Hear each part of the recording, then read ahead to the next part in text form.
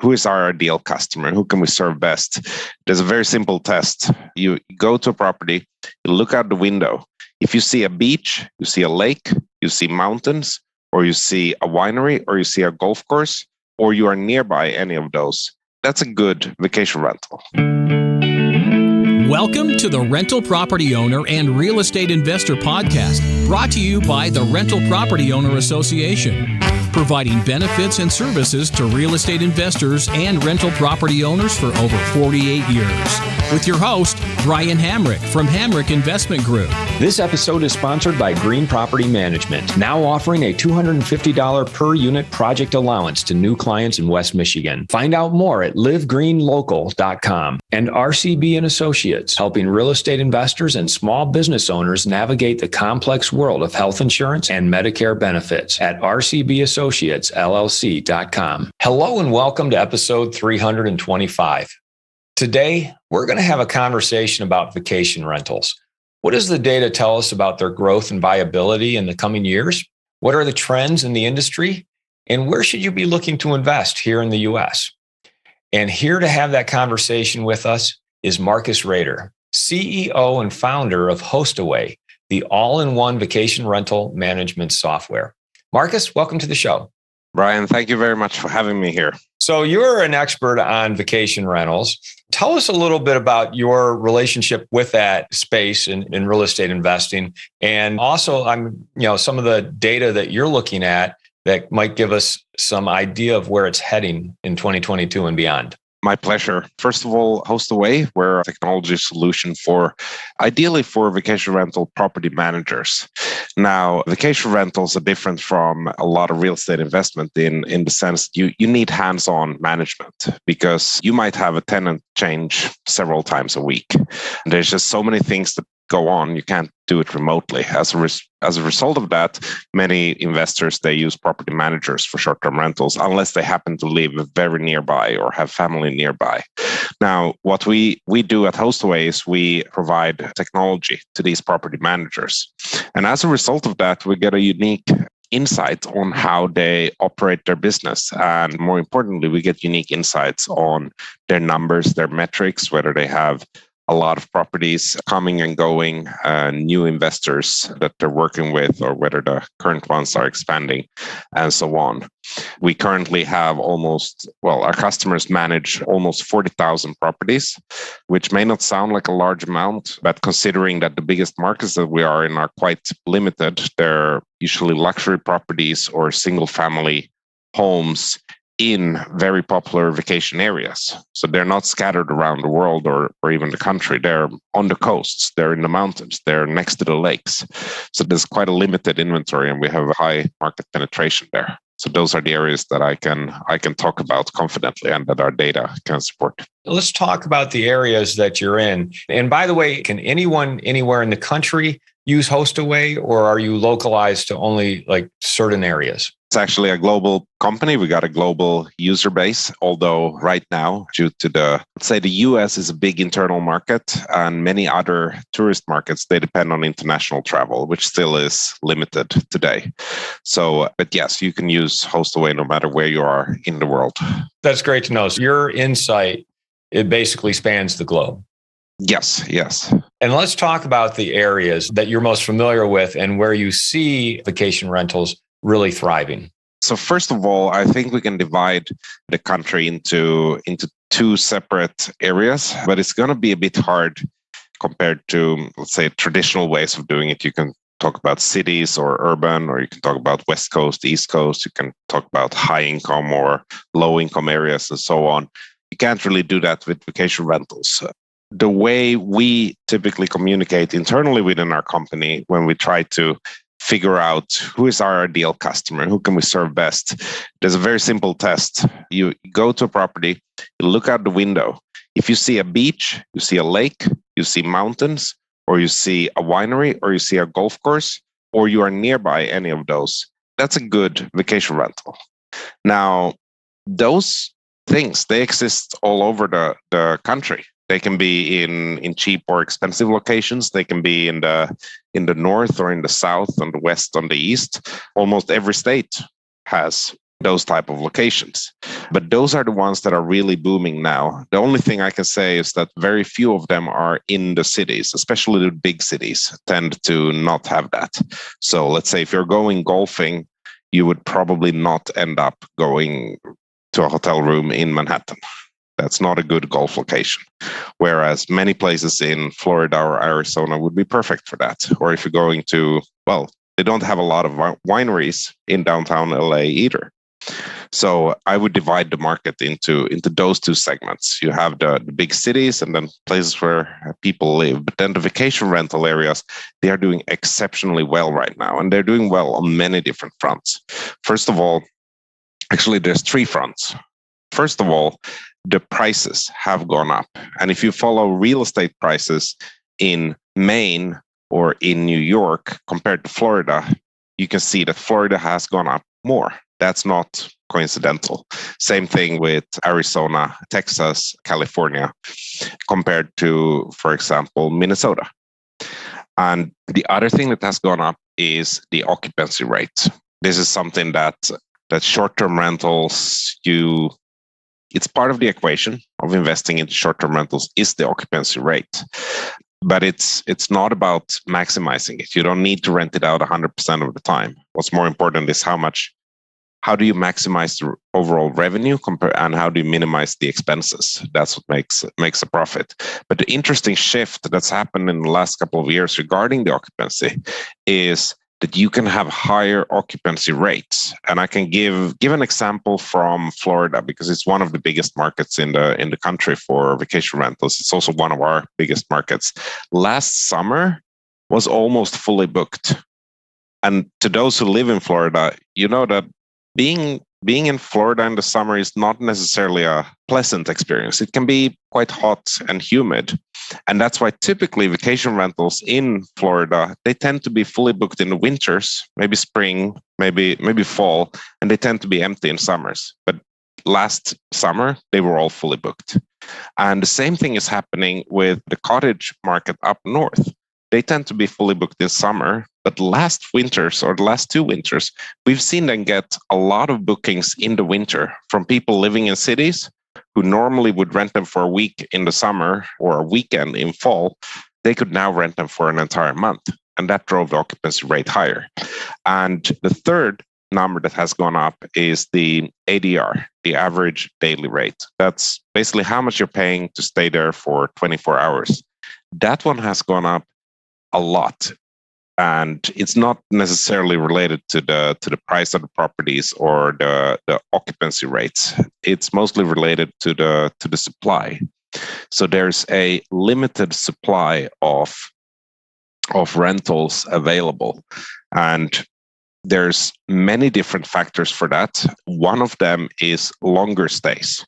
Let's say let's take just one property. If you normally rent it out on a weekly basis, that means that 4 people can book it, and they're not going to book something else. But if you rent out the entire week to one person, that means that there's 3 others out there looking. So the supply is limited because the stays are longer. Another trend that has come in this year is that owners are staying there, probably because they have canceled plans. Maybe they were planning to go to Paris, but they don't because the restaurants are all closed there. So they are staying in their own place. And overall, we see this as a percentage of the owner bookings in our system. They have skyrocketed, and they're also longer. Let's say someone who has a vacation rental, they would typically go, if they go in high season, which is usually a bad idea for an investor because it lowers your revenue substantially. That's when you make the money. But if you go for 1 or 2 weeks just to check it out. But what we're seeing now is that owners are blocking out several months of the highest earning season in the year. And as a result of that, there's less supply available. Of course, the amount of properties hasn't been lowered, but the amount of available nights that are available to book has gone down. You just shared a lot of incredible information and data there, and thank you for sharing that. If the supply is somewhat constrained because owners are booking it out for themselves, people are staying longer, is there any constraint on new supply coming in to fill that demand? Yes, there's definitely a lot of constraints. First of all, This is something that has been going on in the big cities, which is not really our focus for right now because the big cities don't have a lot of tourism. But they have been regulating the short-term rental markets for many years, and they should, because big cities, they thrive on people being there.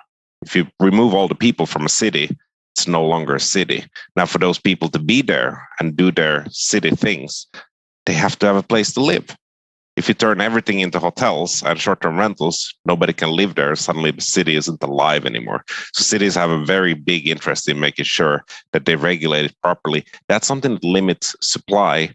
But even in the traditional vacation rental areas that I just mentioned, the mountains, the lakes, the beaches, you do have problems with the same kind of problems, because what's happening right now is people are able to work remotely and they're moving into those areas. And this hits twofold, because first of all, investors looking for a short-term rental property, they will go outside of the designated areas because there's very low inventory for sale. And they will go into residential area, which of course will then eventually lead to regulation in that area. The other aspect is that people who are looking for places to buy, they might be going into a vacation rental zoning area or a short-term rental zoning area and just buy a property and stay there themselves, again, because of limited supply. And of course, it would be nice to build new things, but there's quite a constraint. There's a lack of labor to build. There's also a lack of supplies. And especially for vacation rentals, it's very difficult. Let's say you want to build yourself a new home. You can probably survive just fine if your home has 3 bathrooms and one of them will be missing a toilet for the first year. That's fine. For a vacation rental, you just can't rent it out unless you got the fridge. If you got the sofa, if you got the bed, you can rent it out. But if those are delayed, and those are the easy things to get, building material, that's the hard part. Those are delayed, then you can't really rent it out. And if you can't rent it out, that's also supply. So actually, when I speak to my customers, I often ask, okay, what are the properties that are not making money? And it's always related to renovations. It's always, oh, the fridge broke. We were going to get one. They said 1 week, but it takes 3 months. So that means the property sits empty for 3 months, which may not put a big hole in the owner's pocket, but it certainly has an aggregate supply constraint on the overall market. And when it comes to new construction, of course, you do new construction in a zone that's most likely going to be residential, because many areas also have a residential housing crisis, and that's why you don't zone it for vacation rentals. So in other words, there's going to be fewer and fewer areas that have vacation rentals. Those prices will continue going up, but the daily rates will also continue going up because of the supply constraints. You just clearly laid out the dynamics there, and it's very similar to the constraints on the housing market and supply and supply chain issues. I want to go a little further back, and you talked about vacation rentals being rented out now during the low season, when they typically would be sitting empty. Now they're being rented out. What are the dynamics there that are bringing people to Florida in the summer and to the cold weather in the winter? It's very interesting where at Hostaway we have a lot of industry partners, and some of them are extremely well known, such as Airbnb and Vrbo. I just read a report by Vrbo that truly confirmed what we have been saying and what our customers have been saying as well. It's luxury properties and getting detached from the daily life. That's what people want, and they want good views. So what this means is that the demand for higher end, bigger properties has gone up more than the demand for small properties. And I'm sure anyone who owns hotels or smaller condos that they rent out, they see the demand isn't the same compared to having, let's say, a 6-bedroom beach house. Now, the reason for that is that the way people travel has changed. And typically, unlike the housing market, which isn't a consumer market, it's not like buying a car or buying a burger and a Coke. Buying a vacation is actually a consumer market, which means that the consumer trends, they change slowly. 50 years ago, people liked Coca-Cola and they liked burgers. Today, people still like it. the trend is shifting, but it's very slow. And it's the same thing in travel. However, in the last 2 years, what we've seen is that these slow changes that were taking place, such as working from home trends, they accelerated. So we took basically 10 years of change and we squeezed it into just 2 years. Now, even if the trend reverts, or the trends that we're seeing in travel, it's going to take decades for it to go back, because consumers, once they change, they're very slow to change again. To answer your question, why people are going into the cold or into the hot, they want to spend time with their family. They want to travel. Actually, they want to travel with their dog. This is literally what they want to do. The demand for properties that allow them to bring their pet, because they want to drive and they can bring their pet in a car together with their family. They also want to go somewhere different. If you live in a 2-bedroom condo, you don't want to go to a 2-bedroom condo. You want to rent that 6-bedroom house. And even if it's expensive, you want to do something different than you do every day. You're gonna take your parents with you, or maybe you take your best friends with you, and suddenly you can double or triple your budget, which once again leads to higher daily rates, especially for the luxury properties. So to summarize it, it's about driving distance, the ability to bring together your friends or family, and especially children and pets. Those are very important. And that's where, a cottage on a lake, even if the lake is frozen, it's perfect. And if you can stay there a longer period of time, if you can work remotely, then that's even better. Anyone who listens to this show knows that Green Property Management manages my entire West Michigan residential portfolio. They manage single families all the way up to large apartment complexes. Marty and his team are running a new special that I think is absolutely nuts. And I tried to tell him so, but he wouldn't listen to me. They want to offer new clients a $250 per unit project allowance to have their in-house licensed crew tackle any project, big or small, for new clients. I can tell you from personal experience that their unique management style will save you money, eliminate headaches, and increase your net operating income. You add on top of that this limited time offer of $250 per unit for new clients, and it really becomes a no-brainer. So text GREEN250 to 21000 or visit them on the web at livegreenlocal.com and tell Marty I think he's gone off the deep end with this absolutely nuts $250 offer. If you're thinking of leaving your W-2 job and becoming a full-time real estate investor, one of the greatest costs you must consider is healthcare for you and your family. When I made this transition myself, I found the whole healthcare insurance process to be confusing and frustrating. That's why I'm glad I met Chad Creasy at RCB and Associates. Chad is a professional health insurance agent who helps real estate investors and small business owners understand and choose their best healthcare options. And best of all, his services are covered by the insurance company and won't cost you a dime. If you live in Michigan and are expecting a change in your healthcare insurance coverage for any reason, or losing employer coverage or transitioning into Medicare, then you owe it to yourself to contact Chad Creasy at rcbassociatesllc.com. What would you say to people who own vacation rentals but don't allow pets? They're definitely missing out. I would overall, and this is what we do on a regular basis with our clients, we review their portfolio. I think the way you market the vacation rental, you can make substantially more money if you're able to cater to a niche market. And this is once again where it's very different from traditional real estate investment, where it's location, location, location. That's not the case with vacation rentals. You can see properties that are almost the same and they're in the same location, but one is making 3 times more money. And of course, some of it is good reputation, good reviews. But what most of it is that they have a very clear marketing strategy. And they have thought about who is the person who's going to rent this, and not only rent it, but pay 3 times more than they're going to pay my neighbor. And those who figured that part out, they are able to literally charge 3 times more.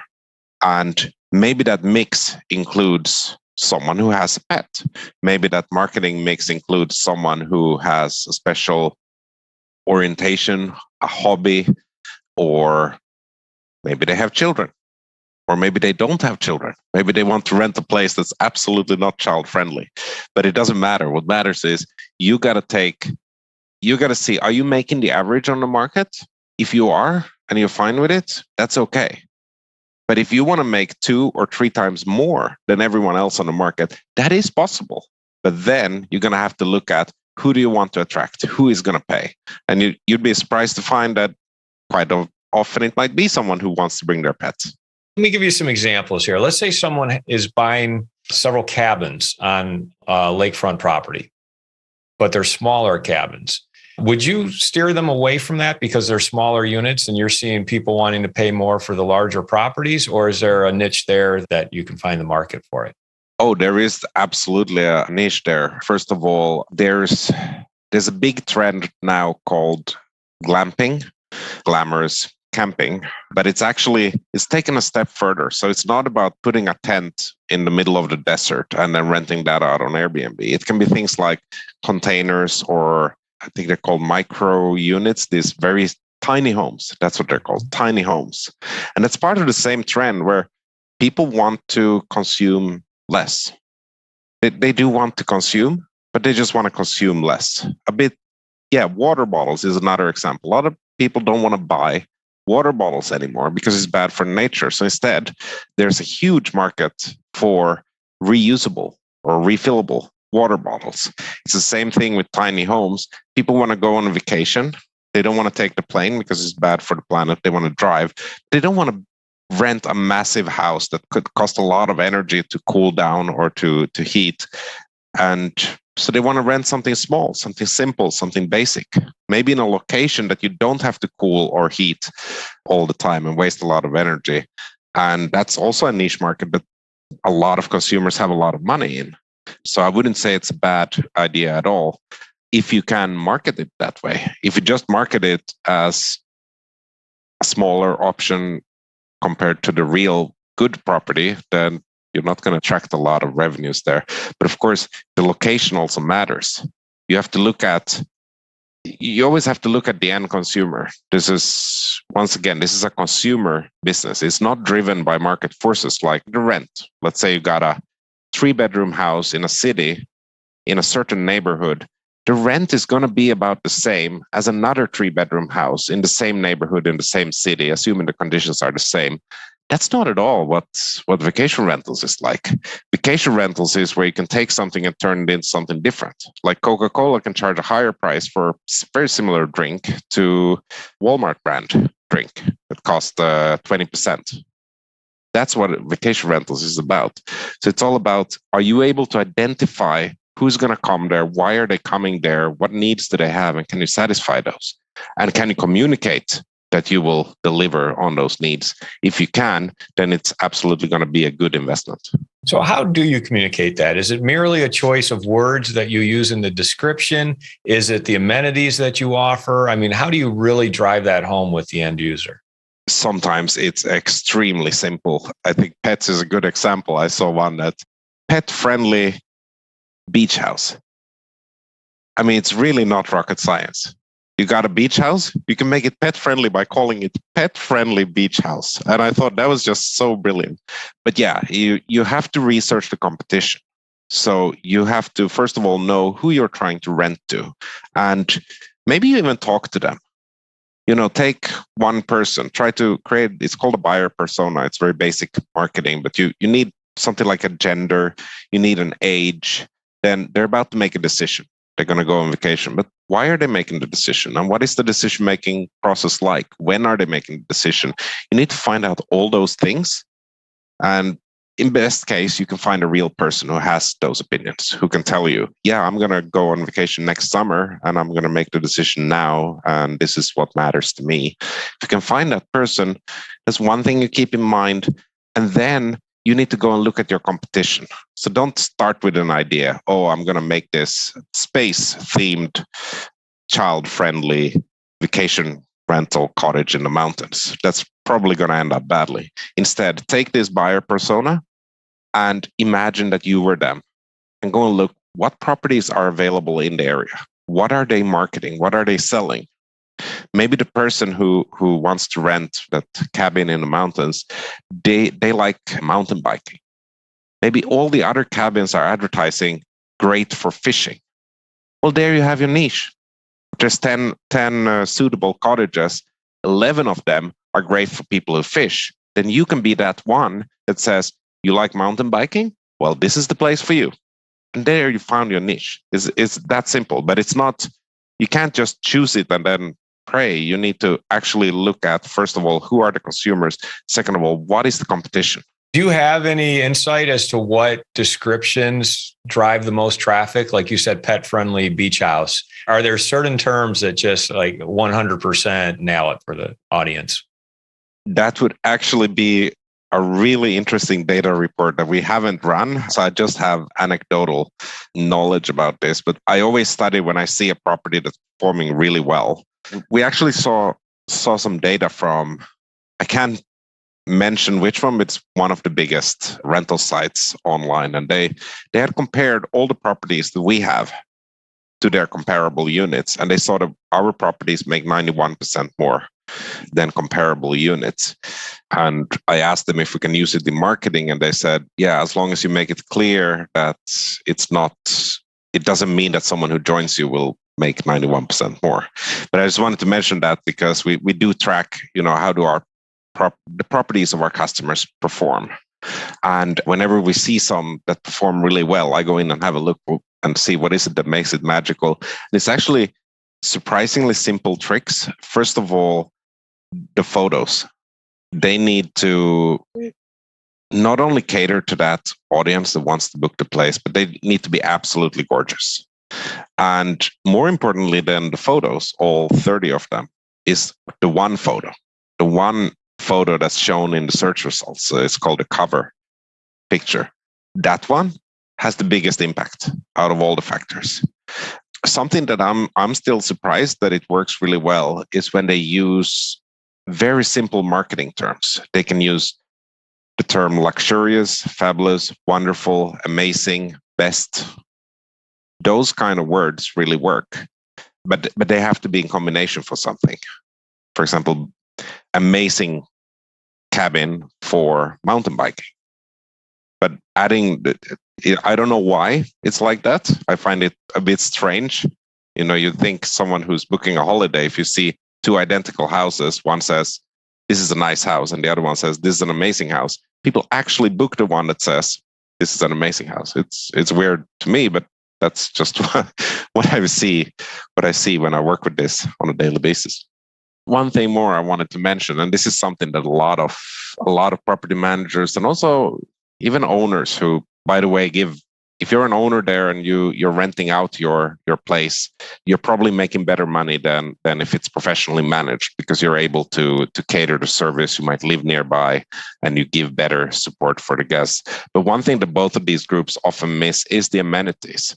So if people are searching for things on the sites where they're looking to rent a property, they're going to apply filters such as pet friendly. And even if you are pet friendly, if you haven't checked the box in your system, then they're not going to find you.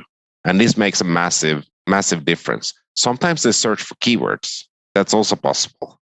So make sure you have every keyword. Of course, that's going to be hard because then you need to actually spend the time to find out who are the kind of people that would enjoy staying at your place. Because you know what you're like, and if you enjoy staying at your place, it's easy to know what are the keywords that attract you. But to find out 300 million others that could stay there, what are the keywords that attract them? That's a different task in itself, but it's one that can pay off very well. What are some of the best keywords to have that most search for? It really depends on the area. And that's why I think your example of someone buying a bunch of small cottages by the lake, it really depends on what the area is. But to give an example, if it's in an area with wineries, someone might search for views. And if it's in an area with a lot of cottages and lakes, someone might search for lakefront.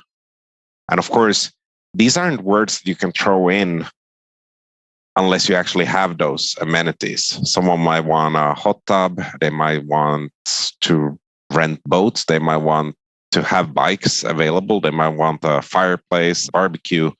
There's a lot of amenities that they might want. But yeah, you have to actually offer those amenities as well. I do want to hit on just the hot areas in the country, in the US. When you look at, I know you mentioned Florida, but what are some of the other top areas that you're seeing? We can pretty much say that out of the top 10 areas, and this is, by the way, based on, it's a formula based on occupancy rate times the daily rate. So in other words, it's called RevPAR, but it's basically how much money you're making per available room. But it also takes into account the demand. You have to keep in mind in vacation rentals, those are two different things. For example, if you want to rent something for something specific in Florida for March 2022, you can't rent it. It doesn't mean that it's not popular because nobody's renting it. It just means that 1 million people can go look for it. Let's say a beachside condo, 3-bedroom, anywhere in Florida for March 2022. You will find 0 of them available. And that's why no bookings take place. And that makes a market hot. It means that there is demand, but you can't measure it in money because there's nothing to rent out. So we take these two factors into account, and we get data not only from our own database but also from third-party sources. And based on that, there's 2 states that are really sticking out. One is Florida, and the other one is California. And they're so far away from the rest when it comes to the hotness of the market that they actually take 6 out of the top 10 spots. Now, what's perhaps surprising to some is the type of locations that we find. So, for example, in Florida, the hottest ones are not Miami and Orlando or even Tampa. It's places like Fort Myers and St. Augustine. Same thing for California. It's not San Francisco and LA, not even San Diego. It's Orange County, it's Lake Tahoe, it's Ventura County. That's amazing. And what we're seeing as well is it's basically locations that are not entirely rural. They are cities, but they're not the biggest cities. I think Texas is a good example. We got Galveston there. Not a lot of people have visited that city overall, but it is a hotter market than, let's say, Austin or San Antonio, even though it's much smaller. In Colorado, we got Colorado Springs, and in Idaho, we got Boise. That's an interesting one, but it's also worth keeping in mind that there's a lot of these markets. Remember how I said it's that you can divide the country into 2 places. Some of them, they have mountains and deserts and lakes and beaches, and the other parts don't. So this is basically why these are popular. Why Fort Myers is popular? Well, there's a beach here. It's that simple. So Marcus, where does Hostaway fit in all of this? What exactly do you do, and how do you help vacation rental owners really maximize their potential? Hostaway is a one-in-all vacation rental software. We're partnered with over 100 companies, including Airbnb, Vrbo, Expedia, Booking.com. And we help primarily property managers. So the people who take care of tens or hundreds or even thousands of vacation rentals, we help them manage their day-to-day business. And unlike hotels that have a front desk, managing multiple vacation rentals is a very technological problem. It's not a service problem, it's a technology problem. Because if you have a hotel with 200 rooms and you got guests checking in, you can have someone at the front desk, someone who tells them what to do, someone who knows what's going on. There's no water, no electricity, there's someone there. But when you manage vacation rentals, especially if you do tens or hundreds of them, they're going to be in different places. And you're going to be relying exactly on guest communication. If something is wrong, they're going to tell you, but you can't exactly go over there and check it because it's too much. You don't have the manpower. That's where you need technology. So most of our platform, it's about automating the processes, making sure that the check-in is smooth, the checkout is smooth, the cleaning is automatically scheduled. all the payments, security deposits, inspections, everything is taken care of. And then, of course, the real estate investors, they need to be paid and they need to get good owner statements. And everything that I mentioned earlier here related to marketing, you need to market those properties and you need to have them on your own website. You need to have them on Airbnb and a lot of different channels. All of that is managed through Hostaway. We work with thousands of property managers around the world.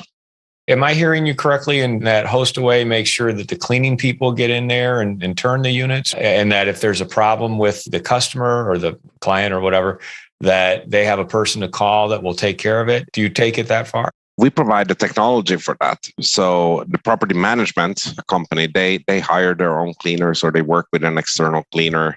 They answer the guest questions, but our software automates a lot of that. So instead of having a human being telling someone, hey, now we need to clean this unit, our software delegates that automatically. And typically you wouldn't have a person answering questions from the guests. You would have a team, a staff that works 24/7, and you might have 100 questions come in a minute. And then you need a system so that you can have, let's say, 10 people answering those questions correctly and find the information of that. How does the TV work?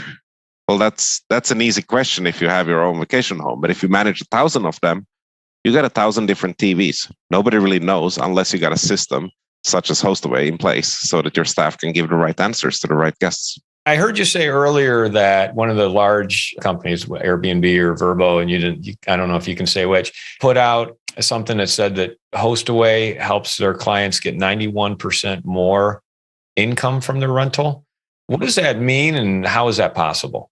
It's twofold. I wish I could say that with Hostaway, magically you're going to make more money.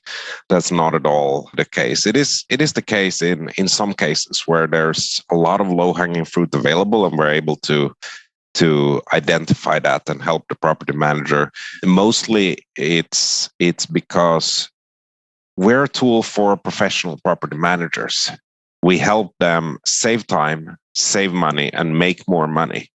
But not everyone wants that. You usually want that when you have a very successful growing business. You want to make sure, how do you optimize it? But the reason you're successful is probably in the property management business because you got good properties to start with, because you're able to market them and manage them in the right way. So in other words, not only do we help our property managers, but the type of property managers that come to us, they are already the ones who are very successful.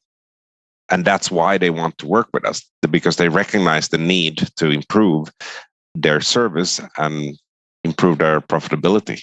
So would Hostaway then, is it a holistic approach where you look at the listing, you look at the property and what you can see of the property online, and then help that manager really fine tune the marketing and the systems to maximize that profit? Not really. We have a customer success team that does exactly that. But of course, the property manager is usually local, knows the area best. They know, if fishing is even a viable option, or if mountain biking is a viable option in that area. But what we do help with is the ability to market those things on various channels. So, for example, the amenities, if you let's say the owner installs a hot tub. Now, you want to monetize that. You want to make sure that the place is rented out and that it's rented out at higher rates. You can only do that if you have the checkbox for a hot tub. And if that checkbox works all the way to the consumer. So let's say the consumer goes in on Airbnb and they search for places with a hot tub. Well, then they got to find your place. And that's where many softwares fail. They either are missing that one checkbox, and there's literally millions of combinations here. We just support more than anyone else to make it easier for the consumers to find the properties. I do have one question here before we wrap it up. What about campground sites? Is this purely like physical structures, or do you also do campgrounds as well? Campgrounds are an extremely hot topic this year, also last. It's a very hot market, and the consumer demand is shifting in that direction. We don't directly get to work too much with campsites, unfortunately. It's mostly related to the profit margins and the share volume or the nightly rate. Let's say if you got a 6-bedroom house on the beach, You're making a lot of money. You can buy the best technology in the world to manage your operations. But if you rent out a campsite where you can put your hotel for $5 a night, you're not going to be able to afford the best technology in the world. So unfortunately, we don't get to work too much with campsites, but we do have clients who provide glamping or RVs in exotic locations, but they're usually on the very high end. So they would cost more than a hotel to rent a stationary RV in the desert, for example. What do you see as the future of vacation rentals? Is this just going to keep going and going, or is there a point at which it plateaus or maybe starts to diminish? Unfortunately and fortunately, it's not going to, well, it might plateau. What we may see at some point in the future is an economic downturn. We saw that in 2008, where people for the next 5 years, and this was global or at least in the Western world, we saw this. We saw this in Europe, we saw it in North America. People had overall less money. They had lost their jobs, they didn't travel. And what we saw, the impact of that on the travel industry were that it was cheap to buy a plane ticket. It was cheap to book a hotel. I remember I went in 2011 to Miami Beach at a 5-star hotel. I paid $79 a night, stayed there a week. I just had a look. It's now over $700 a night. Now, that's something that can happen, a global economic downturn, or basically people losing their jobs and not having money to travel. But that is something that will be short term, because then we'll have the next upswing again. I don't see any way we can have a downturn. In fact, the trend that I'm seeing right now is pushing prices even higher, but not because people are traveling more. It's just that the amount of inventory is limited. So I spoke, actually, let me take an example from a real estate broker in Florida who works with vacation rentals. He had been in the industry for 20 years. I asked him, what's going on right now? And he said, it's weird because for 20 years, he's been talking to investors, and they're all, buying these vacation rental properties and renting them out. And that's how business has been. This year has been unique because almost 50% of the deals of the buyers, they are not by investors anymore. They are from people who want to either buy the place and live there a part of the year, or buy it and live there full time. And I asked him, why is that? And he says, well, they're priced out of other markets. They have lived in a house in Boston, and it's now worth $2 million. It's very easy for them to just sell it and save the rest for their retirement, buy a beach house or a house here for $1 million, and then not rent it out. For an investor, it's a bit harder when you have a $500,000 property and you need to pay $1 million to get it, because it means that the return is going to be put in half. But for someone who's buying it to live, well, they don't care about the financial returns because that's irrelevant. And yeah, so I see that daily rates, they will continue to stay high. The supply will continue to be limited. And overall, those who have vacation rental properties or are looking to get into the market, they are going to do very well. I also don't see the consumer demand going back. Those consumers who have now gotten used to travel with their family, with their pets, with their friends, they go to big places with nice open views. They're not going to cram themselves in a hotel room on the bottom floor in some hotel in Vegas, at least not 100% of them. Marcus, how would people find out more about you and Hostaway and or get a hold of you? To find me, it's very simple. You go to Google, you type in LinkedIn, Marcus Hostaway. I'll be there. And I answer every request. Please get in touch on LinkedIn. If you want to find out how Hostaway can help your business, it's hostaway.com. Marcus, you shared real gold with us today about vacation rentals. I mean, it's really fascinating, the data that you shared with us, your own personal insights. I really appreciate everything you brought to this conversation. Thank you so much for having it with us.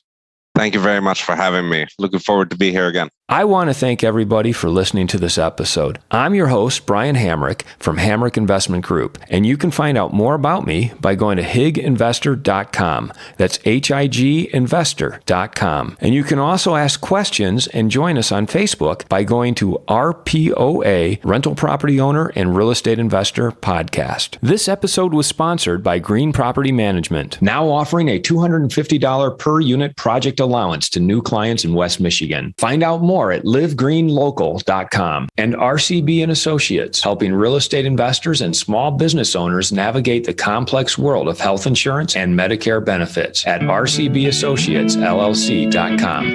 You've been listening to the Rental Property Owner and Real Estate Investor Podcast, brought to you by the Rental Property Owner Association. You can find out more at rpoaonline.org. If you enjoyed this podcast, please go to iTunes to subscribe, rate, and review.